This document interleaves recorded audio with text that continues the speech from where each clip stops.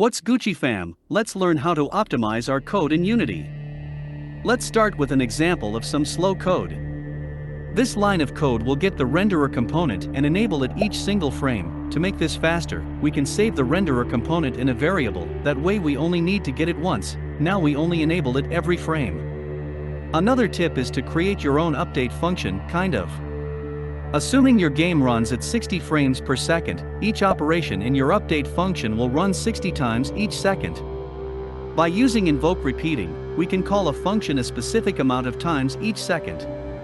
In this example, we called the check distance method once each second. That's 60 times faster than placing it in the update function. Imagine if you had this script on 100 objects, that's a 600x improvement for that specific method. Of course your game won't be 600 times faster, but if you have a lot of unoptimized code, these few tricks might be able to help. What?